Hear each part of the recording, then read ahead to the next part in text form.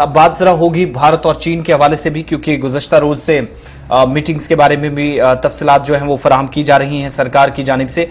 और अब आपको ये भी बताते चलें कि भारत और चीन तवांग के पहले भी और तवांग तक भी सरहदी इलाकों में आमने सामने रही, लेकिन अब सूरत हाल क्या बनी कि डिटेल्स या कुछ ऐसी खबरें आ रही हैं या जराए ये बताते हैं कि साल 2020 के बाद मशरकी हिस्सों में कई ऐसे पेट्रोलिंग पॉइंट्स पर गश्त ही नहीं हुई है जहां पर दोनों अफवाज आमने सामने होती थी। साल 2020 के बाद पेट्रोलिंग इन इलाकों के अंदर मुतासिर हुई है हमारी जानकारी के मुताबिक, और जो जराए बताते हैं।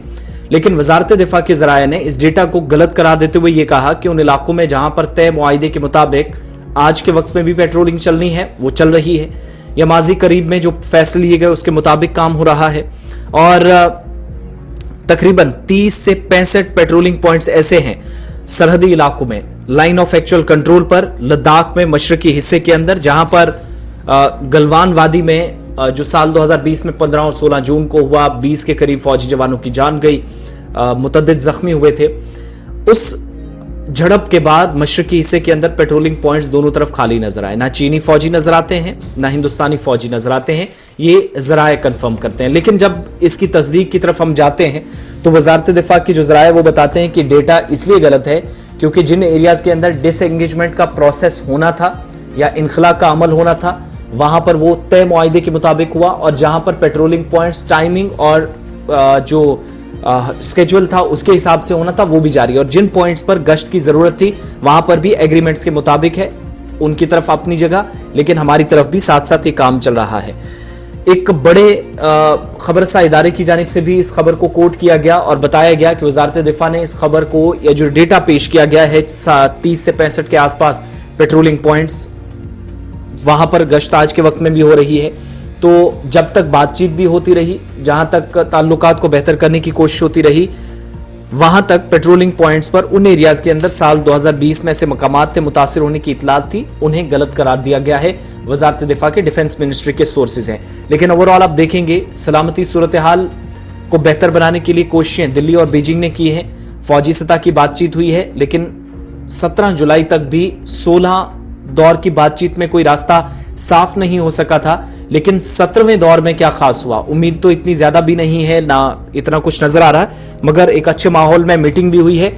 गौहर आपको डिटेल्स बताएंगे, जिस पर वजारत खारजा के तर्जुमान की तरफ से प्रेस ब्रीफिंग भी दी गई है। जी हाँ, बात करेंगे जहां लाइन ऑफ एक्चुअल कंट्रोल, चाहे हम अरुणाचल प्रदेश की बात करेंगे या लद्दाख की बात करेंगे, तो वहां पर हिंद चीन अफवाज के दरमियान जो हिंद चीन ममालिक के दरमियान जो कशीदगी इस वक्त चल रही है इस मामले को लेकर।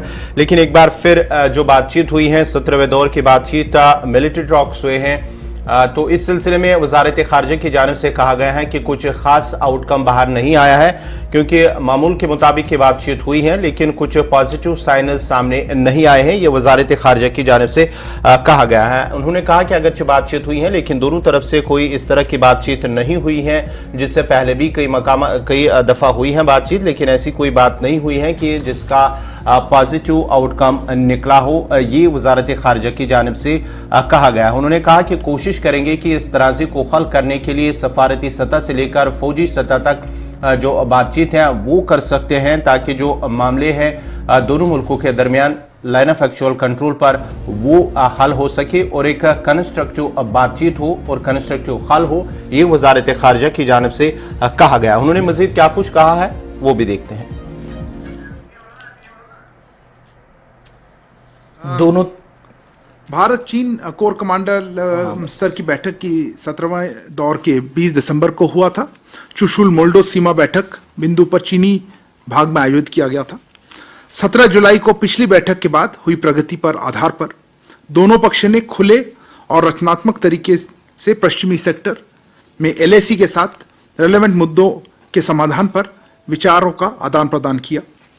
उन्होंने शेष मुद्दों को जल्द से जल्द समाधान के लिए काम करने के लिए दोनों देशों के नेताओं द्वारा प्रदान किए गए मार्गदर्शन के अनुरूप एक स्पष्ट और गहन चर्चा की, जो पश्चिमी क्षेत्र में LAC पर शांति और स्थिरता की बहाली में मदद करेगा और द्विपक्षीय संबंधों में प्रगति को सक्षम करेगा।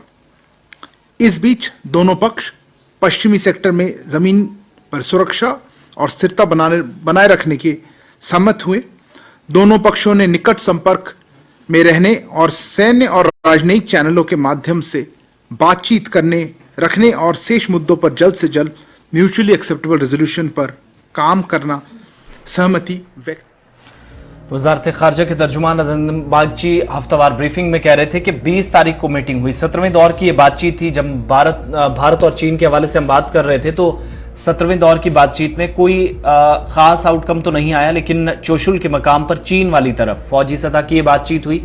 और ये पूछे जाने पर कि क्या सफारती सतह पर भी कोई बातचीत हुई है, तो कहा कि डिप्लोमेटिक टाइज को बेहतर बनाने के लिए इस तरह की कोशिशें होती हैं, लेकिन मुश्तरका स्टेटमेंट में इस बात की तस्दीक नहीं की गई क्या फौजी सतह के साथ साथ सफारती सतह के ताल्लुकात को बेहतर बनाने के लिए भी कोई बातचीत जारी रही है या रखने पर कोई आमदगी जाहिर की गई है। ताहम इस बात पर इत्तफाक हुआ है कि म्यूचुअल अंडरस्टैंडिंग के साथ जो एग्रीमेंट्स हैं, जो हालिया तनाज़ा था उसको दूर करके पुरअमन सूरत हाल LAC पर रहे, सलामती सूरत हाल को बेहतर बनाया जाए, पेट्रोलिंग अपने अपने इलाकों के अंदर हो। और चोशुल के मकाम पर फौजी सतह की बातचीत ये हुई है जिसमें भारत की तरफ से फौजी सीनियर कमांडर जो है वो नुमाइंदगी कर रहे थे, PLA के सीनियर ऑफिशियल्स भी थे फौज की तरफ से। और 20 तारीख को यानी 20 दिसंबर को 17वीं मीटिंग हुई है 17वें दौर की। अब इसके क्या इससे बर्फ पिघलती हुई नजर आएगी या नहीं, ये तो आगे आने वाले कुछ दिनों में पता चलेगा। लेकिन तवांग में जो झड़प हुई 9 तारीख को, 8 और 9 तारीख को, उसके तकरीबन 11 दिनों के बाद ये मीटिंग हुई है